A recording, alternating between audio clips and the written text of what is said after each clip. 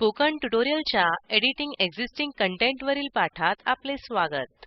या पाठात पाहणार आहोत इनलाईन एडिटिंग, CK एडिटरचा उपयोग आणि CK एडिटर कॉन्फिगर करणे. या पाठासाठी आपण उबुंटू ऑपरेटिंग सिस्टम, Drupal 8 आणि फायरफॉक्स वेब ब्राऊजर वापरणार आहोत. तुम्ही तुमच्या पसंतीचा वेब ब्राऊजर वापरू शकता. आपली आधी बनवलेली वेबसाईट उघडू. प्रथम आपण इनलाईन एडिटिंग बद्दल जाणून घेऊ. टायटलवर कर्सर न्या. उजवीकडे तुम्हाला पेन्सिलचा आयकॉन दिसेल. आपण टायटलवर कर्सर नेल्यास ब्लॉक कॉन्फिगर करण्याची विचारणा केली जाईल. कॉन्फिगर ब्लॉकवर क्लिक करा. ब्लॉक हा पेज टायटलसाठी सामान्य ब्लॉक आहे.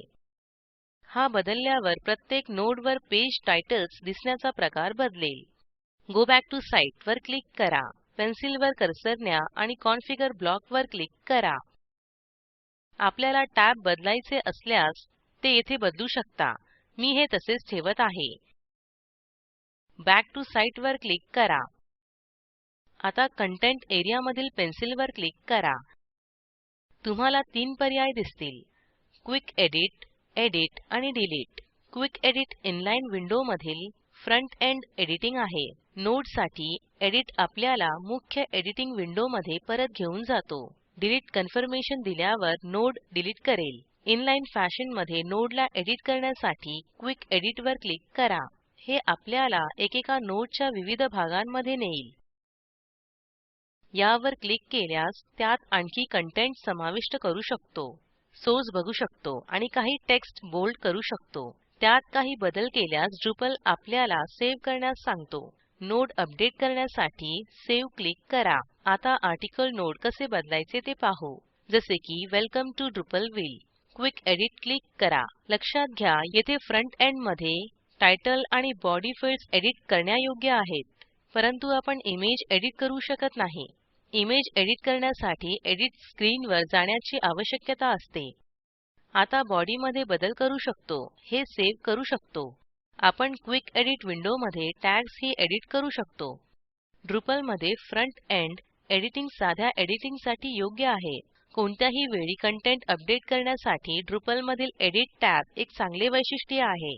VCWig एडिटरचा उल्लेख अनेक वेळा केला गेला आहे. याचा अर्थ आहे what you see is what you gate.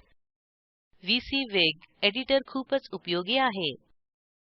Text फॉर्मॅटला full HTML मध्ये बदलू. हा आपल्याला VCWig एडिटरमध्ये उपलब्ध फॉर्मॅटिंगचे पर्याय दाखवेल. Drupalमध्ये CK एडिटर हा Drupal कोर बरोबर येतो. हा डिफॉल्ट रूपात चालू असतो आणि हा कॉन्फिगर करता येतो. एक नजर टाका. Welcome to our site text highlight करा. फॉर्मॅट नॉर्मलचा हेडिंग 2 करा. टेक्स्ट कसे दिसेल याचा Drupal एक प्रिव्ह्यू देईल. हे थीम आणि थीमने दिलेल्या कॅस्केडिंग स्टाईल शीट्स म्हणजेच CSS द्वारे निर्धारित केले जाते.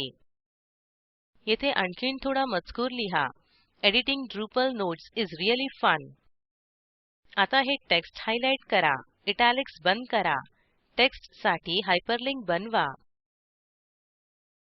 जसे की http://drupal.org. नंतर सेव्ह वर क्लिक करा.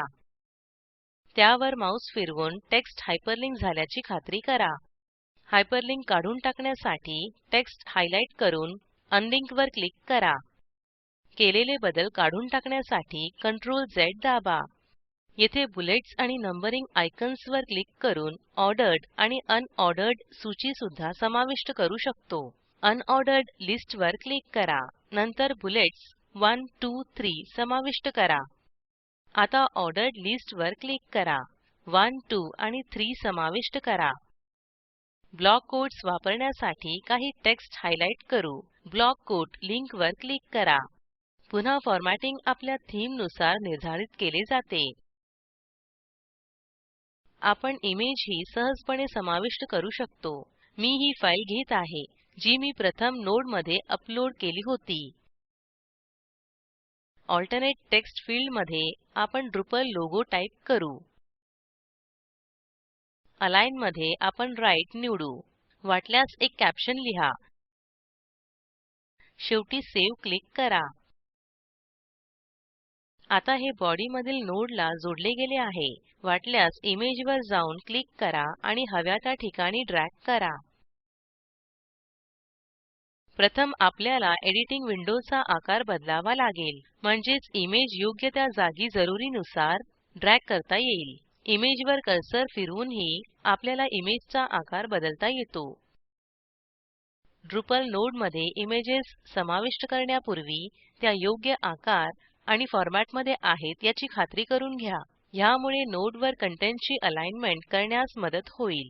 आता एक टेबल किंवा हॉरिझॉन्टल लाईन समाविष्ट करू आणि आपल्या नोडमध्ये बनवलेले ब्लॉक्स दाखवू. येथे h2 block, block code, paragraph, tag इत्यादी आहेत. आपल्याला एचटीएमएल माहिती असल्यास या आयकॉनवर क्लिक करून सोर्स पाहता येईल. पुढे जाण्यापूर्वी यातील प्रत्येक पर्याय नीट समजून घ्या. लक्षात घ्या की आपण फुल एचटीएमएल ऑन केले आहे. हे जर बेसिक एचटीएमएल मध्ये बदलल्यास तो आपल्याला इशारा देतो की येथे कंटेंट कायमस्वरूपी नष्ट किंवा डिलीट होण्याची शक्यता आहे. आपण JavaScript, iframe, YouTube video, Google map यासारख्या काही गोष्टी समाविष्ट केल्या आहेत. बेसिक एचटीएमएल मध्ये बदलल्यास ड्रुपल हे कंटेंट काढून टाकेल. यासारख्या समस्या टाळण्यासाठी केवळ तुम्हाला गरज असलेल्या गोष्टीच येथे ठेवा. सेटिंग मधील केलेले बदल काढून टाकू, म्हणजे आपले काही नुकसान होणार नाही. हा CK एडिटरचा थोडक्यात आढावा आहे, जो ड्रुपल बरोबर येतो. याला कस्टमाइज कसे करायचे हेही आपण पाहिले. आता save end keep published click करा. सुधारित नोड दाखवला जाईल.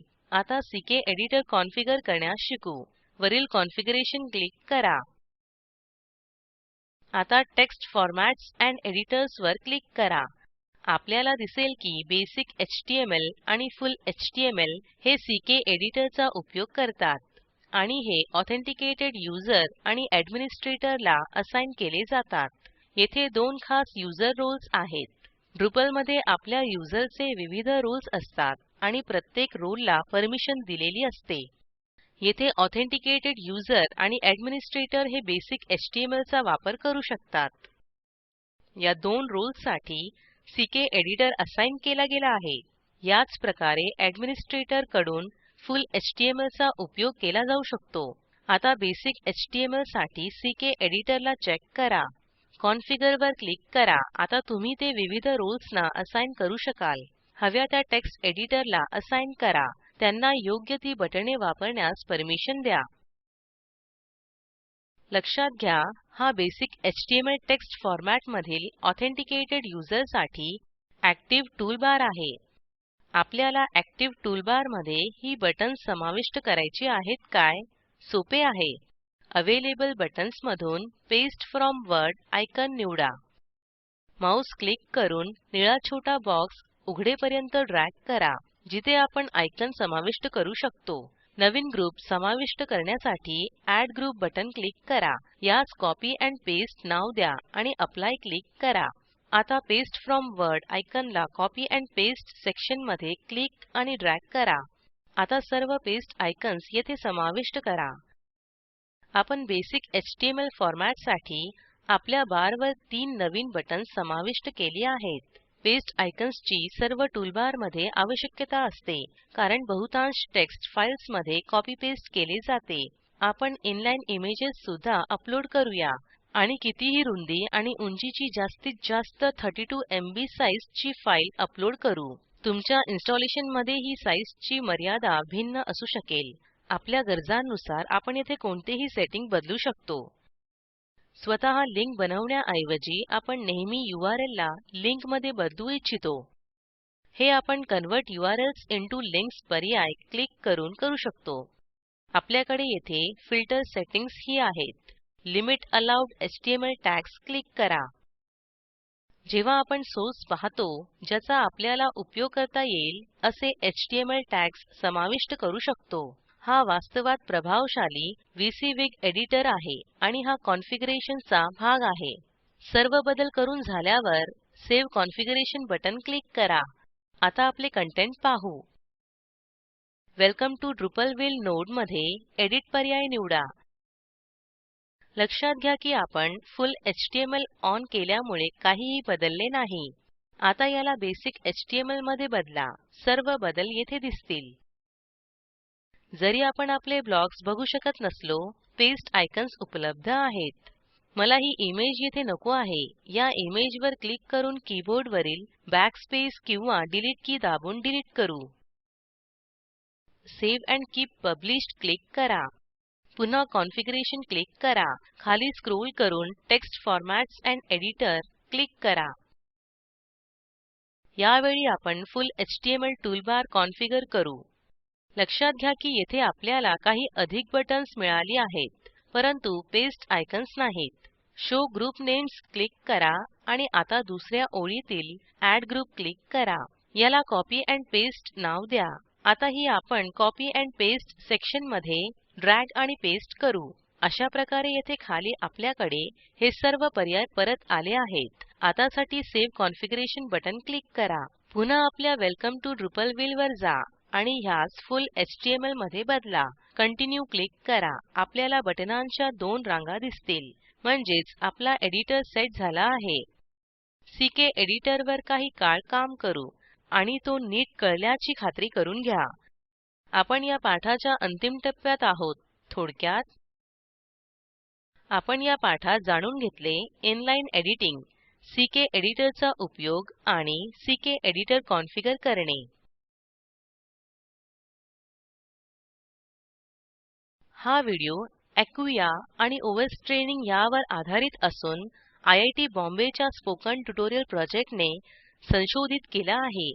या व्हिडिओमध्ये तुम्हाला स्पोकन ट्युटोरियल प्रोजेक्टचा सारांश मिळेल. कृपया व्हिडिओ डाउनलोड करून बघा.